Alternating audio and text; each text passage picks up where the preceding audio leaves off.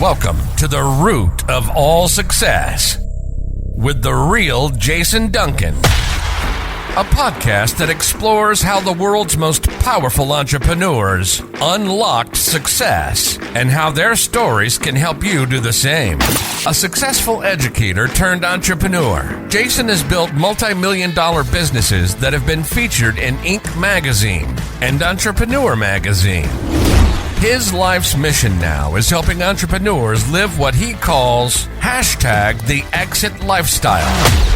Introducing TEDx speaker, mastermind leader, author, entrepreneur, cigar aficionado, motorcycle enthusiast, and host of The Root of All Success, the Real Jason Duncan. The Real Jason Duncan.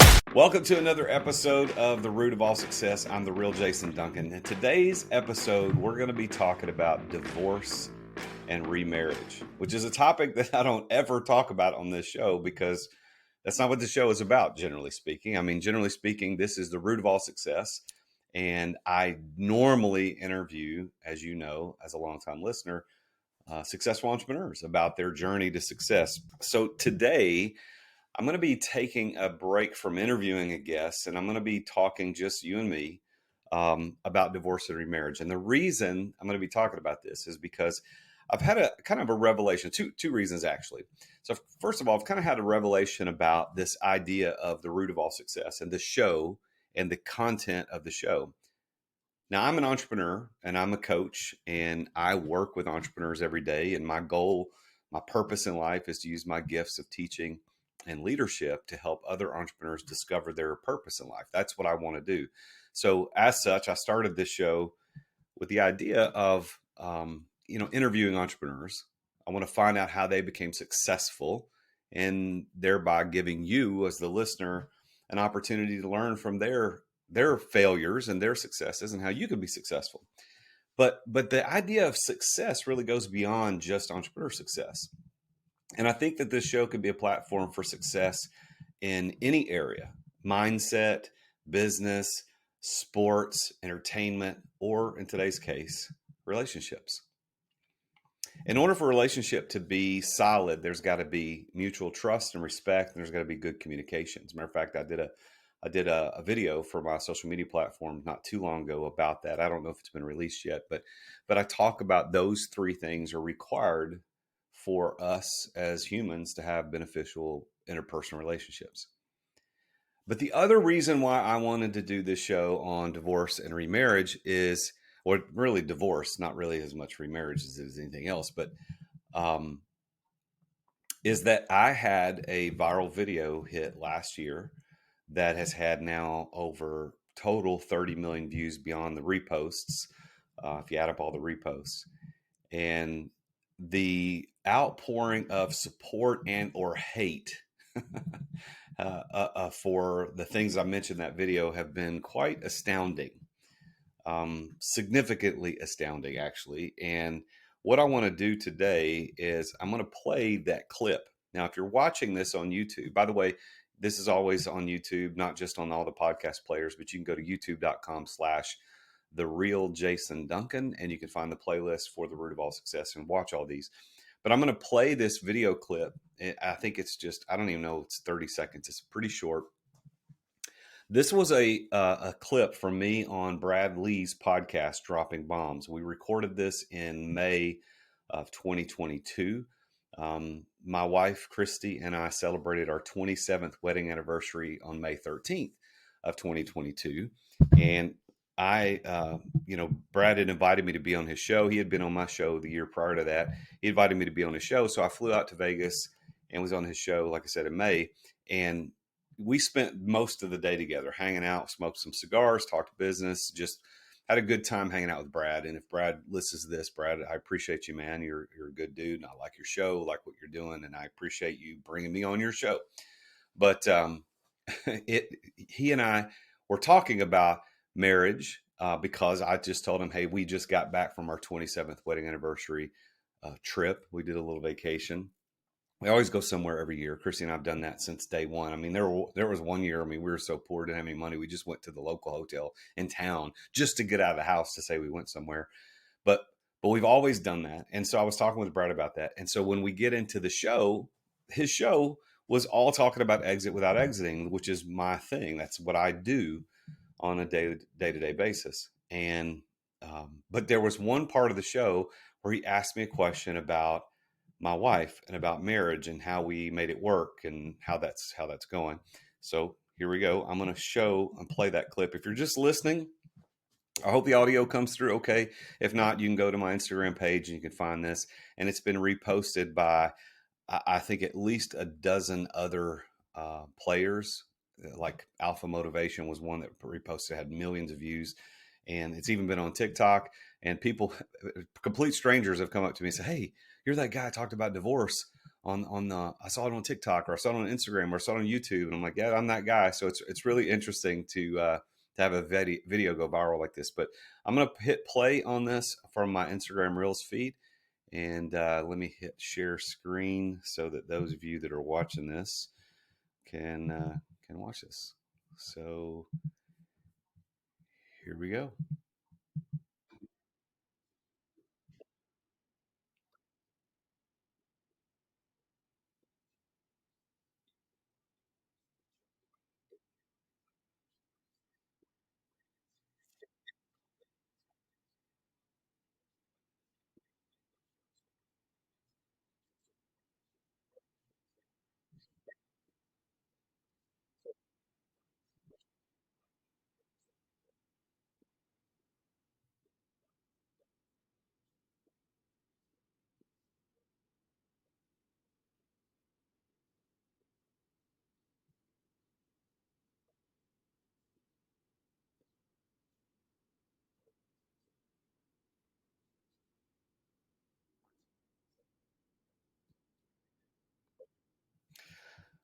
So that little clip, like I said, 30 seconds or so on Brad's show.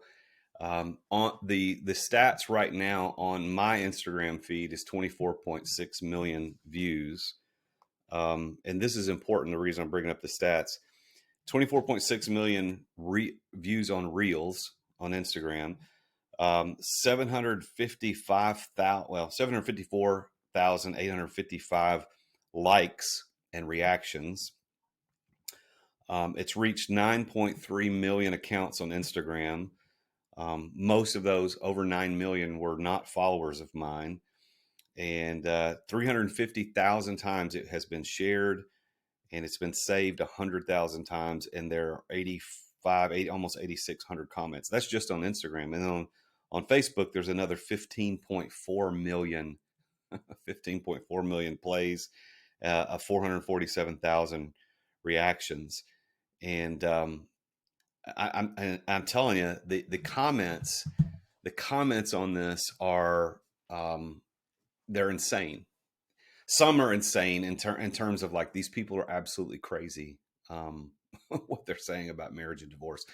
Others are very supportive, and I've probably picked up maybe not two, but 3,000 to 5,000 followers just because of that. I mean, right now, if I just open my Instagram, just looking at this on the computer right now, so I've picked up another 5, 7 followers just this morning, and it's pretty early in the morning.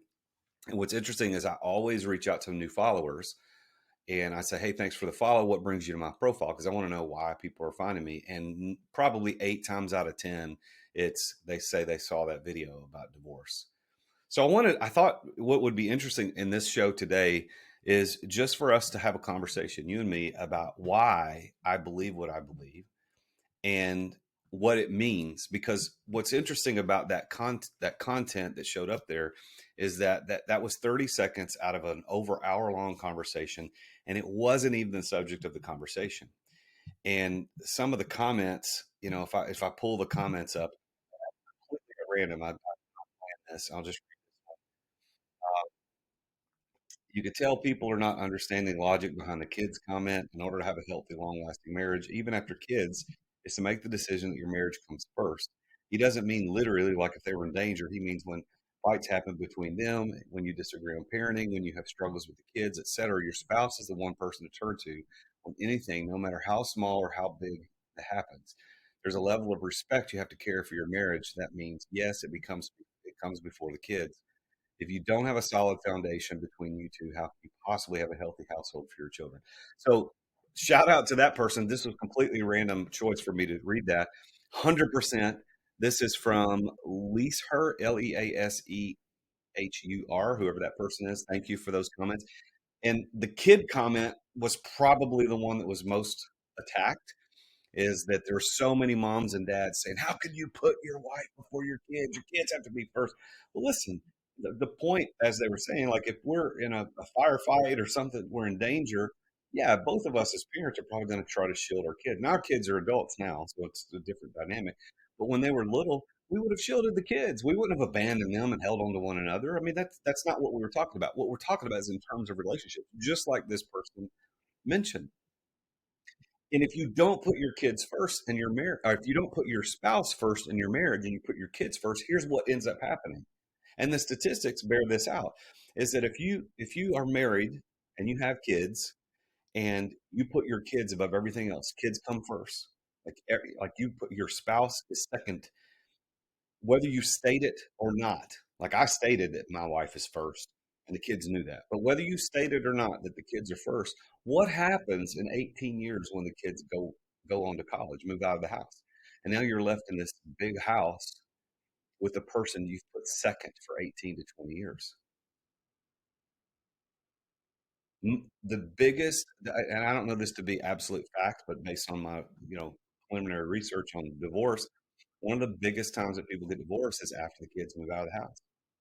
And it's because you, as the parents, have been putting all your blood, sweat, and tears and emotional energy into the kids to the extent that you've ignored the needs emotionally, physically, and otherwise your spouse.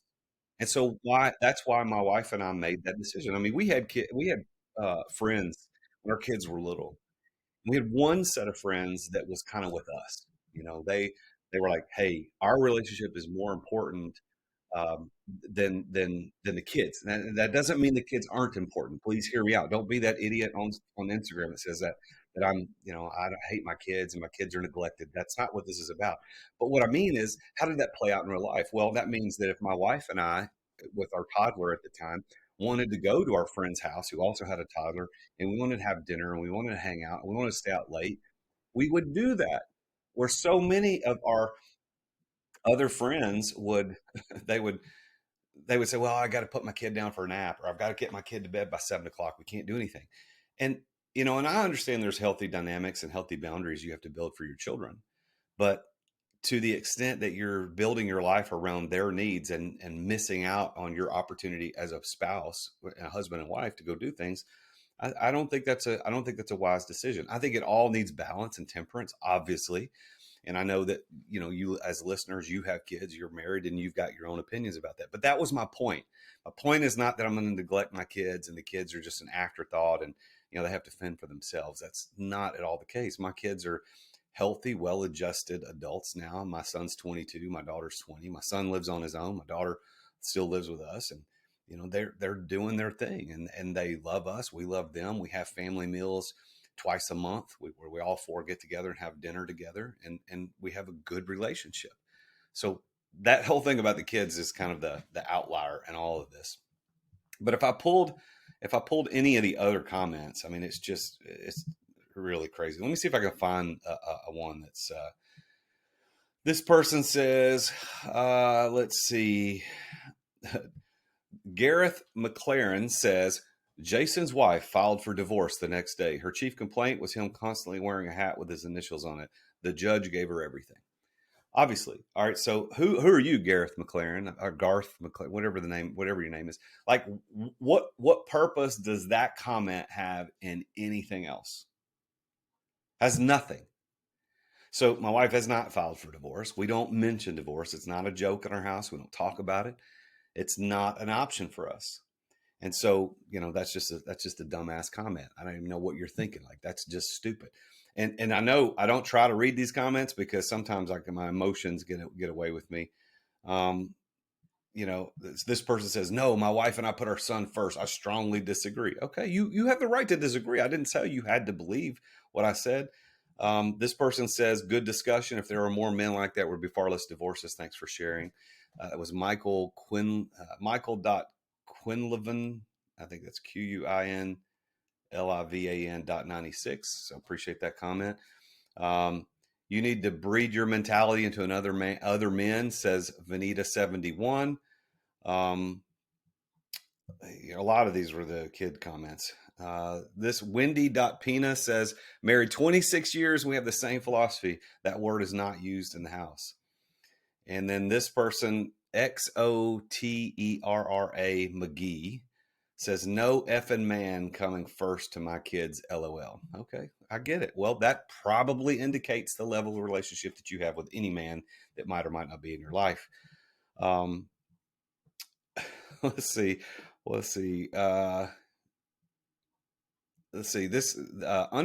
_you_Vish says, Indian people watching you and want to claim you in our community. For brown people, this is ride or die situation, no escape. So, and listen, you could go read the comments, and there's so many interesting comments, but I want to give some kind of background around why we made this decision, how my wife and I have been married for now almost 28 years, and how we have had a successful marriage in spite of other people thinking that we're idiots. And there are lots of people who think we're idiots. And here's kind of what I want to say. If you give yourself an out in pretty much anything, you're likely to take the out because of what it does in your mindset. Now, this is probably not a great example, but I'm gonna share this example anyway. When the trapeze artists are working on the high wire, or they're working on the where they grab the bar, I don't know what it's called, and they're doing the flips and catching each other. When there's a net, there are more accidents or more falls than when there is not a net. Now, that doesn't mean when there's not a net, there still aren't falls, right? But when there's the net, when there's this safety net below them, their mindset knows that, and that your mindset leads to your reality. So what you think about, you bring about. So if you know, okay, it doesn't matter if I stick this jump or if I walk this tightrope the right way, I've got an out, then you might not put as much effort into it. You might not execute it as highly as you would otherwise. Because if you know there is no out, and there is no escape, and there is no safety valve, and there's no safety net, then you're going to put all of your energy into making sure you stick the landing, that you grab the person's hand in the right spot, that you walk that tightrope the right way. Like I said, that might not be a great example, but that's the way I look at marriage. One of the things that the comments revealed to me was that people go into marriage, and it's not till death do us part. It's until inconvenience do us part.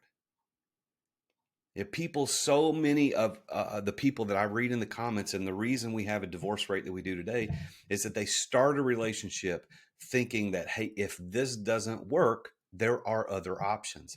And that's not what marriage is. Marriage is a sacred, holy relationship between a man and a woman for life. It is a decision that two adults make to come together and to unite their lives as one. So there's the physical consummation of a marriage that should only be happening between a man and a wife, and that is a physical representation of the two becoming one. There's a reason God created us like puzzle pieces. We fit, we fit together, and that's supposed to be part of that marriage relationship. And when we come together as one, we, and what we did is we combined everything, like everything. It's not his and hers. It's not mine and hers, or mine and his. It's ours. Our bank account is the same.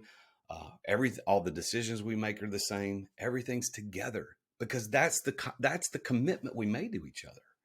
We didn't go, we got married pretty young. I mean, we met on a blind date when we were 15 and 16 years old. And got married at 20 and 19, had our first kid at 25. So, but when we got married, it was not a thought that, hey, if this doesn't work, we'll be okay. If this doesn't work, we'll just divorce and we'll get somebody new. Now, this isn't a judgment statement, and I need you to hear me. This is not judgment if you've been divorced. It has nothing to do with your value as a human. my comments on this podcast, nor my comments on Brad's podcast, had really anything to do with the people who have been divorced. This was about what it should be when you get married. Let's take a quick break to thank our amazing sponsors for making this podcast possible. As an entrepreneur, I know that you have to deal with sales on a regular basis. I mean, every entrepreneur does. And if you aren't paying attention to sales as an entrepreneur, you're not going to be an entrepreneur for very long. But I've got a sponsor of this show called Dub that helps you bring the personal back to sales. If you want to figure out how to improve content creation, improve client trust, improve your sales process, decrease the sales cycle, because we all know time kills deals. If you want to increase client bookings and increase conversions, you need to take a look at Dub. There's a special offer for Dub for listeners to The Root of All Success at therealjasonduncan.com/Dub, and that's DUBB. What Dub does, I've been using this for years. I'm a huge fan, and I'm so honored that they're our primary sponsor of the podcast. But they have helped over 60,000 businesses around the world communicate better, to make sales easier, to make sales more personal. And Dub is built for growing teams. I mean, you can set up video emails, you can set up custom onboarding, you can do admin reporting, anything you need around video and sales and automation. Dub is there. You can try Dub now. Your conversions to sales are waiting. All you got to do is go to therealjasonduncan.com/Dub. And there you're going to get 2 weeks for free to try Dub. Plus, you're going to get 50% off your first 2 months of Dub. You can't beat that. So go check it out. Go to therealjasonduncan.com/Dub. 40 years ago, you weren't in business unless you had your business in the yellow pages. You remember those things? And 30 years ago, you weren't in business unless you had a door-to-door salesman. 20 years ago, you weren't in business unless you had a website. And today, you're not in business unless you're doing social media content. Am I right? Social media content. Social media content in the form of like micro content, which is 30 to 60 second spots on Instagram Reels or TikTok or YouTube Shorts. That's the way business is done. As a matter of fact, that may be how you found out about this podcast or me as a business coach. This medium that we're using today to communicate what we do is vitally important. And just recording yourself isn't enough. You've got to do it right. And my friends over at Story do it right. And one of the problems with doing it wrong is that you sit around thinking, well, what the heck am I going to record? What am I going to say? How am I going to say it? Like, I don't know what to talk about. Well, Story takes all of that away from you. Stop wasting time trying to come up with content, because Story will send you a video prompt on what to record. You can pick the categories you want to record in, whether it's real estate, entrepreneurship, finance, relationship, leadership, life insurance. It could be anything. Don't waste time on that. And by the way, if you're not confident in talking on video, or if the video editing portion takes up way too much of your time, Story will edit the videos to perform well on social media. They add the subtitles, the pop-ups, the zoom cuts. They remove all the filler words like and and. They remove the awkward pauses.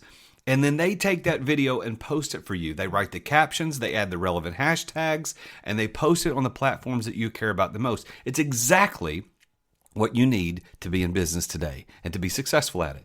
So if you want to learn how to do social media the way the influencers do, you need to go to therealjasonduncan.com/story. And that's story with 2 Y's. Why? Because they're awesome. Go to therealjasonduncan.com/story. That's STORYY for 10% off your first 3 months to try Story out. You're going to thank me later. Thanks for listening to our sponsors. Now, back to the show.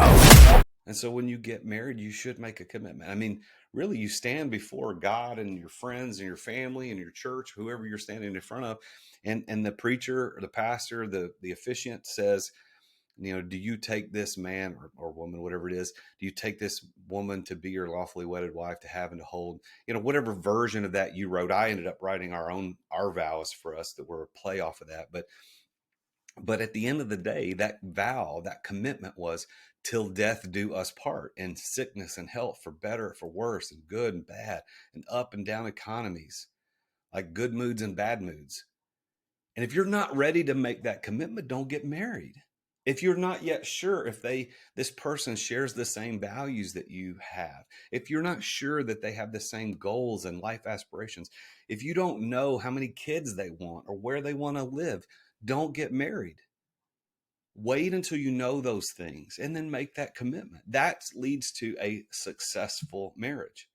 Now, I want to read to you from some divorce statistics, which I find very interesting because I think most people misunderstand what the rate of divorce is in the United States. According to the Centers for Disease Control, the number of marriages in the 2020, which was the latest data that they had, the number of marriages were 1.676 million, bringing the national average marriage rate to 5.1 per thousand people.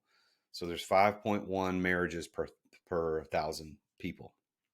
And that makes sense because there's a lot of people who are widows or widowers, and there's a lot of kids. So that makes sense. In this same year, in 2020, the number of divorces recorded was 630,505. So the national average divorce rate stood at 2.3 per 1,000. So those figures in 2020 are in sharp contrast to 2010. Now, while most people are still purporting that the divorce rate is 50% or higher and it's getting worse, it's actually 64% lower than it was in 2010. I think that's pretty cool news, right? It's in 2010, the divorce rate was 3.6 per thousand. Now it's only 2.3. It's pretty interesting. So it's going down. Here's some divorce statistics that I think are interesting. The United States has the 6th highest divorce rate in the world. It doesn't tell me who's the highest. It just says we're the 6th. You would think that in our economy and our state of mind and what's going on in this world, and certainly based on the comments from that video that I had, the divorce rate would be the highest, but we're not. We're the 6th. Every 36 seconds there's a divorce happening in America. That translates to 2,400 divorces per day, 16,800 divorces weekly, and 876,000 divorces yearly.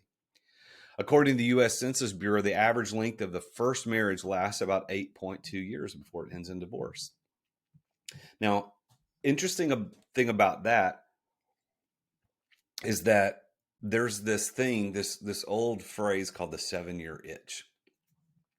And there's a country song that came out, I think in the 70s or 80s about it. But the idea is that around 7 years, the spouses get bored of each other and they start wandering and looking. And that 8.2 years kind of fits within that 7-year range. I think that's interesting. That's anecdotal, but nevertheless interesting. Remarriage after the first divorce increases the chance of divorce, according to the statistics. So remarriage after divorce increases the chances of divorce.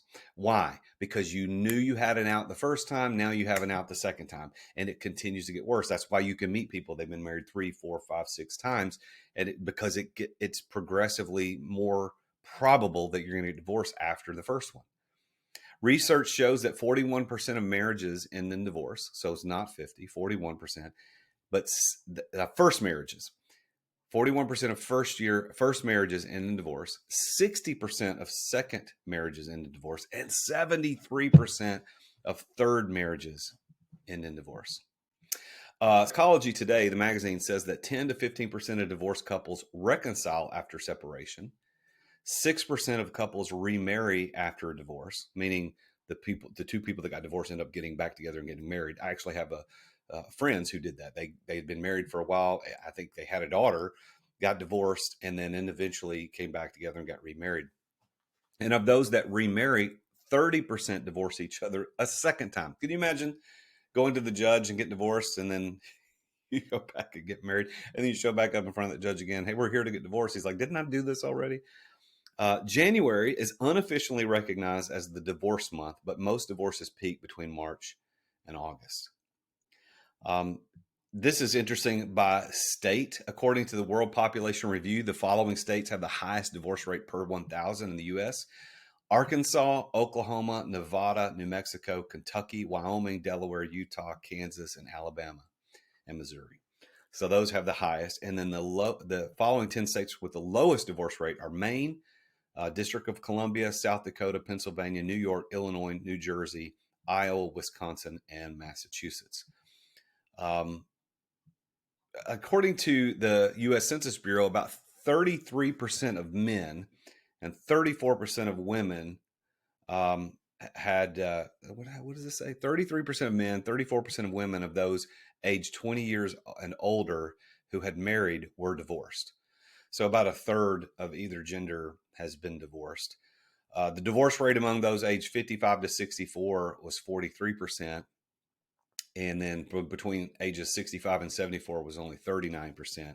And for those over 75, the rate was only 24%.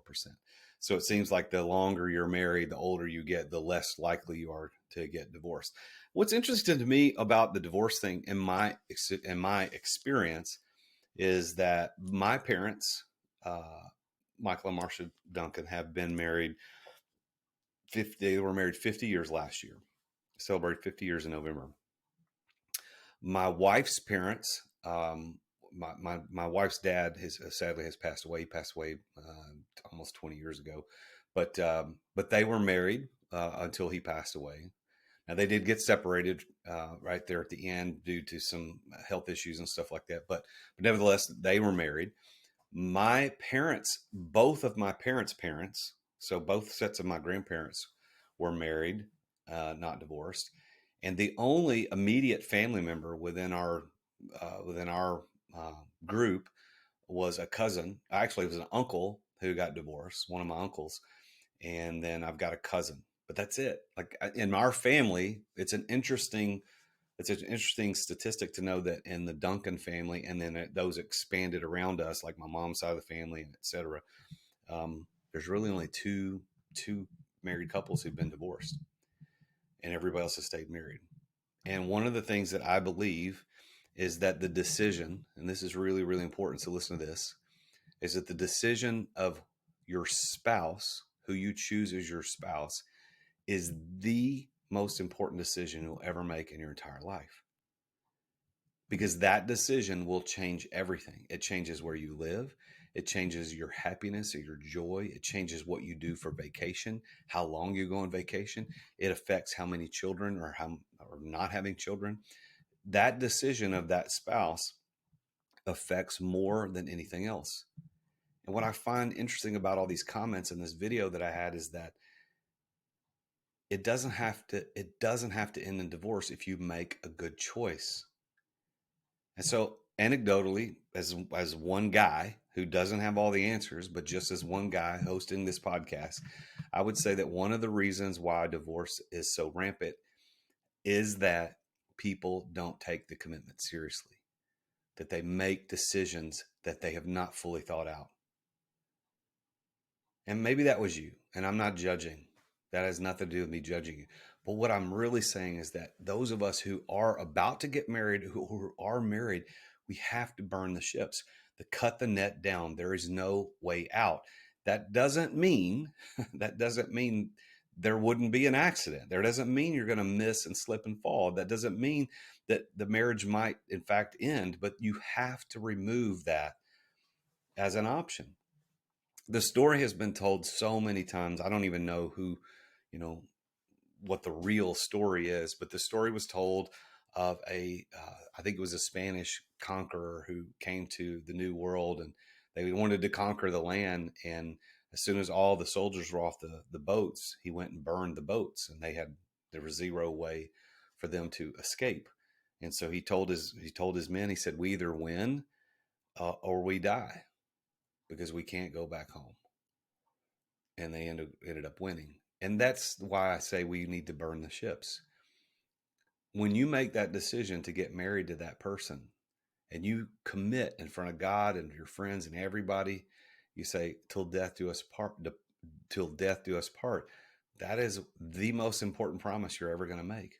So don't be a liar. Don't back out of that. Now, every situation is different. Again, I don't know your situation, so you can't accuse me of trying to single you out. I don't know your situation. I don't know what's going on in your world. But what I'm saying is that Christy and I made a decision almost 28 years ago. When we stood on that porch at my mom and dad's house in front of all of our friends sitting in chairs in the front yard, and the preacher said, "Do you commit to me?" And he said, "Do you commit to her?" When we said yes, we meant it. That doesn't mean our marriage was perfect. I mean, we've had times where we've disagreed and got upset with each other and fought over, money or whatever it happens to be, or how to do something with the kids. But we don't joke. We don't say divorce. We don't say divorce. This topic has been really consuming for me over the last 9 or so months. I guess when was that? 9-10 months since that came out. And it has been so important to make sure that I answer the questions that people have about what I talked about, is that I'm now turning this into my next TED Talk. So I will be speaking. I've been invited to come back and speak at TEDx in Wilmington, Delaware on April the 29th of 2023. You can go Google that, TEDx Wilmington, and you can buy tickets there. I think tickets are only $100 to get there. I think there's 26 speakers for that event. It's the largest TEDx, independently organized TEDx event in the United States. And it's going to be a wonderful day worth of learning from all different people. But this is the topic of my talk. So I'm going to be taking some of the statistics I shared with you today, some of my stories from my life, and giving my perspective on what it means to be committed to someone in marriage and don't say divorce. A little sneak preview is I've actually bought the domain don'tsaydivorce.com. It's not active yet, but I bought that, and I'll be putting resources on that page around what it means to be in a committed relationship with your husband or your wife for life, to stay committed. And, if you're one of those unfortunate souls who've gone through the divorce, then that doesn't mean you can't try this again and make that commitment and stick it in there. Because sometimes, of course, a lot of people say that it was the other person's fault, whatever. I think it takes two to tango, but you can make that commitment. Don't say it. Just don't say divorce. And for those of you that are married, quit saying divorce. My wife would divorce me if this. Stop saying that, because what you think about, you bring about. Your reality is directly related to the way you think. And if you make a commitment that you're in, that you're going to love and cherish and honor and serve your husband or your wife, don't allow that negative thought of what a divorce might do to come into that. Don't even mention it. Don't even say it. Don't mention it at all. Now, I don't know if this helped or hurt you, but my intent here was to give some color commentary around 30 some odd million people watching the video and making comments that some had nothing to do with what I was really talking about. But this show is the root of all success. And I think the root of success in marriage is a commitment. It's a true commitment for life. To know that ride or die, hell or high water, you're in. And if you're not prepared to make that type of commitment, don't get married. Don't do it. Wait until you find that person that God created for you and to bring you two together as one. And I guarantee you, if you have that mental commitment to one another where there is no out and you are committed, there's not going to be infidelity. There won't be abuse. There won't be people, each other taking advantage of one another, because there is this mutual respect. There's trust and there's open communication. That's what I said at the outset of the show. And that's what I truly believe, that trust, mutual respect, and communication will keep you together forever. Now, I'm not a marriage counselor, even though I used to be a pastor and did a lot of pre-marriage counseling. But I would say this: if you are thinking about getting married to someone and you're not yet married, I want you to take these words to heart. I want you to go and find someone to help you think through the level of commitment that you're about to make, because it is the biggest decision you're ever going to make in your life. There was a book, I don't have it handy, but there was a book that I used to take when I was doing premarital counseling for couples that asked me to marry them back when I was a pastor. And it had questions. It was just a book of questions. And they were interesting questions that I'd assign the book and say, you need to go through this entire book over the next 2 or 3 weeks and ask each other every single question in this book. And they were questions like, what would you do if you won the lottery? Where would you like to live? Where do you want to go on vacation? How many kids do you want to have? Who's going to do the cooking? Who's going to do the cleaning? Who's going to do whatever around the house? Who's going to take care of the cars? And it gets the two people who are getting married to really think about what that commitment is going to look like and what life is going to look like. And frankly, I always looked at my job as a premarital counselor as someone who my job was to convince the two people not to get married. And if I couldn't convince them, that means that they're in fact supposed to get married. And I'd love to say that every couple that I married stayed married, but that, the statistics don't bear that out, unfortunately. And if you are married, if you're having trouble in your marriage, that doesn't mean that divorce is the answer. Go get some marriage counseling. Sit down and talk. I've got one friend that I watched them go through a divorce, and it was heart-wrenching to watch that happen. And sometimes it isn't savable. And I don't know why. But I would say if you're going through a hard time, look for help. And I'm not the person that can help you. So, you can reach out and make some nice comments about me doing this show, but I'm not a marriage counselor. I'm not the guy that can help you do that. But go find somebody that can help you. And just remember your commitment to one another. That through sickness and through health, through good and through bad, through plenty, through want, that you're committed until death do you part. And if you make that commitment and you don't say divorce, you'll have a more successful marriage. And I hope for everybody that they get to experience what I've got to experience, living my life with my best friend. Christy is my best friend. She's the love of my life. And that doesn't mean that everything she does, I 100% approve of, or nor does everything I do she approves of. There are times we have disagreements, but we know that we love one another deeply and more than any other human on the planet, and that we're committed to each other. And we won't even joke about what it might look like if we weren't. I hope that helps. I want you to tune in again next week when I talk with a successful entrepreneur about his or her journey to success, because that's what the show mostly is about. I've got some very interesting guests coming up in the next few weeks. And I think you're going to really like the show. Is going to start having a little bit of a different flavor as we move forward, because it's not just going to be entrepreneurs. I'm going to start interviewing some people from the entertainment world, some sports stars, so people that have that are really, really trained in mindset and about how we can all get to success better. But I would say this too. I've just launched a 10-hour entrepreneur course. And if you're interested in figuring out how to take a step back from the day-to-day operations of your business so that you can find that extra time to do the things you want, whether it's to travel, spend more time with family, or to discover your true purpose in life, the 10-hour entrepreneur course is going to take you there. Step by step.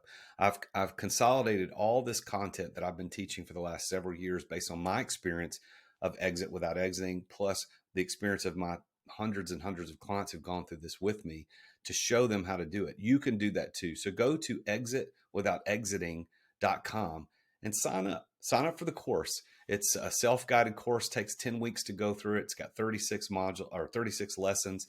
Plus it comes with live weekly coaching with yours truly. You'll hop in on a call every Thursday, get to talk with me about what's going on in your business so I can help you make it better to get you to a place where you're living the exit lifestyle today and not waiting for some imaginary date in the future when somebody pays you a bunch of money for your business. You can start living the exit lifestyle now, and it starts by pulling back to say 10 hours a week, and you can do that without losing a single cent in profit. So go to exitwithoutexiting.com for more information. You can sign up to have a phone call directly with me if you have some questions about it. But otherwise, just check out the website. Well, until next time, I am the Real Jason Duncan, and Jesus is King.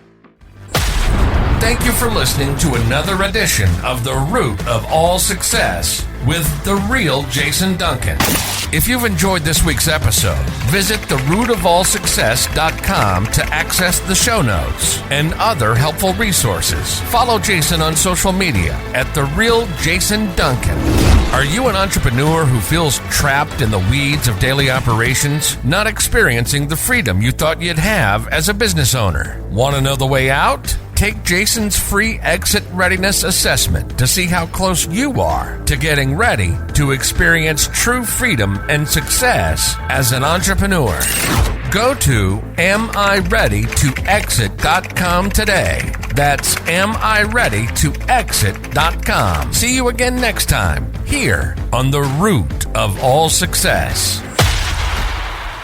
This podcast is a part of the C-Suite Radio Network.